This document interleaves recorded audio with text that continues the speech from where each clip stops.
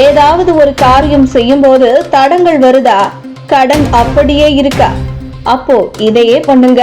கடன் என்பது அனைவரின் வாழ்வில் இருக்கத்தான் செய்யும். தாமரை ஏழையிலிருந்து பணக்காரர் வரை அதற்கேற்றாற் போல கடன் வைத்திருப்பார்கள். ஏன் கடவுளிலேயே பணக்கார கடவுளான திருப்பதி பெருமாளே கடன் பட்டிருக்கிறார் என்று ஒரு வரலாறு உண்டு. கடன் வைப்பது சகஜம், ஆனால் அதை நிரந்தரமாக்காமல் கடனை அடைக்க வேண்டும், அதுதான் முக்கியம். அப்படி கடனை அடைப்பதற்கான சில எளிமையான வழிமுறைகளை பற்றி பார்ப்போம். நம்முடைய கர்ம வினைகளின் அடிப்படையில் தான் நம்முடைய வாழ்க்கை நிர்ணயிக்கப்படுகிறது. அதனால் நம்முடைய வாழ்க்கையில் இருக்கக்கூடிய கஷ்டங்களை நிர்ணயிக்கக்கூடிய கர்ம வினையை நாம் முதலில் சரி செய்ய வேண்டும். கஷ்டங்களை தரக்கூடிய கர்ம வினைகளை நாம் சரி செய்வதற்கு நம்மால் இயன்ற அளவிற்கு தான தர்மங்களை மேற்கொள்ள வேண்டும். அந்த வகையில் இந்த ஆணி மாதத்தில் நாம் செய்யக்கூடிய தானமானது நம் வாழ்க்கையில் இருக்கக்கூடிய கடன் சுமையை குறைக்க உதவும் என்று கூறப்படுகிறது. அப்படிப்பட்ட ஒரு தானத்தை பற்றி தெரிந்து கொள்வோம். பொதுவாக கடன் கரைந்து போக வேண்டும் என்றுதான் அனைவரும் நினைப்போம். அப்படி கரைந்து போகக்கூடிய தன்மை மிகுந்ததாக இருப்பதுதான் கல்லுப்பு. இது மகாலட்சுமியின் அம்சம் பொருந்தியதாக திகழ்கிறது. இந்த கல் உப்பு எந்த அளவிற்கு நம்முடைய வீட்டில் இருக்கிறதோ அந்த அளவிற்கு மகாலட்சுமியின் அருளும் நமக்கு இருக்கும் என்று கூறப்படுகிறது. மேலும் இந்த கல் உப்பை வைத்து பல பரிகாரங்களையும் நாம் செய்வோம். கண் திருஷ்டி நீங்க, வீட்டில் இருக்கக்கூடிய தீய சக்திகள் விலக என்று பல வழிகளில் கல் உப்பை வைத்து பரிகாரம் செய்வோம். அதேபோல் கடன் சம்பந்தப்பட்ட அனைத்து பிரச்சனைகளுக்கும் உரிய கிரகமாக திகழ்பவர் செவ்வாய் பகவான். செவ்வாய் பகவானின் அருள் நமக்கு பரிபூரணமாக கிடைத்தால் கடன் பிரச்சனையிலிருந்து விரைவிலேயே நம்மால் வெளியில் வந்துவிட முடியும்.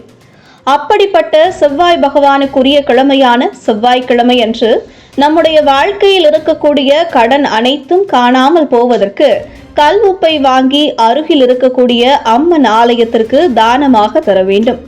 குறைந்தது ஒரு பாக்கெட் கல் உப்பாவது தானமாக தர வேண்டும். எவ்வளவு பெரிய கடன் சுமை இருந்தாலும் அதற்கேற்றாற்போல் நாம் இந்த கல்லுப்பை வாங்கி பெண் தெய்வம் பிரதானமாக இருக்கும் எந்த கோவிலாக இருந்தாலும் அந்த கோவிலுக்கு செவ்வாய்க்கிழமையில் செவ்வாய் ஹோரையில் தானமாக தருவதன் மூலம் நம்முடைய வாழ்க்கையில் இருக்கக்கூடிய கடன் பிரச்சனைகள் அனைத்தும் படிப்படியாக கரைந்து ஒன்றுமில்லாமல் போய்விடும். இந்த எளிமையான கல் உப்பு தானத்தை நம்பிக்கையில் இருப்பவர்கள் விருப்பத்துடன் செய்து தங்கள் வாழ்வில் இருக்கக்கூடிய கடன் பிரச்சனைகளை தீர்த்து கொள்ள வேண்டும். அதே போல மனிதர்களுக்கு கடன் இல்லாமல் தொழில் மற்றும் நினைத்த காரியம் சரிவர அமைந்தாலே வாழ்வில் முன்னேற்றம்தான். அப்படி நாம் ஒரு செயலை நினைத்து அது வெற்றியில் முடிய இப்படி தொடர்ந்து செய்தாலே போதும். நாளைக்கு ஒரு முக்கியமான வேலைக்காக வெளியே போக போறீங்க. அந்த காரியம் உங்களுக்கு சக்சஸ் ஆக வேண்டும் என்று நினைக்கிறீர்கள்.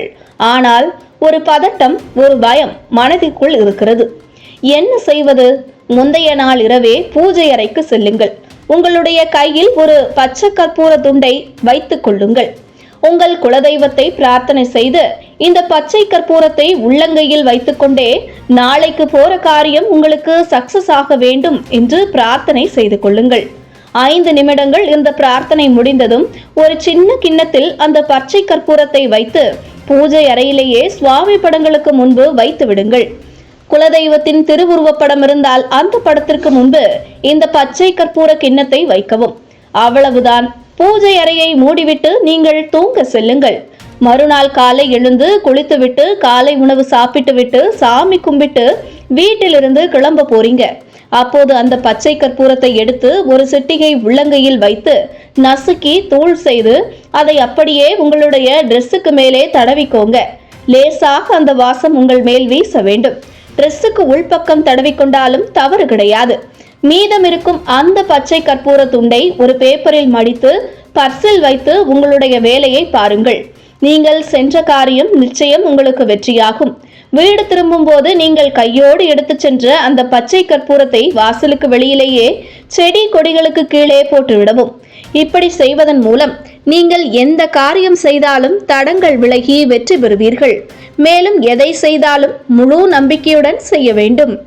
இது போன்ற முக்கிய நிகழ்வுகள், அரசியல் தகவல்களை ஆழமாக மாறுபட்ட கோணத்திலும் அறிந்து கொள்ள மறக்காமல் பாரத் மெயில் 24 பக்கத்தை பின்பற்றிக் கொள்ளுங்கள். உங்கள் ஒவ்வொரு ஆதரவும் இது போன்ற பல நிகழ்வுகளின் பின்னணியை அறிய உதவும்.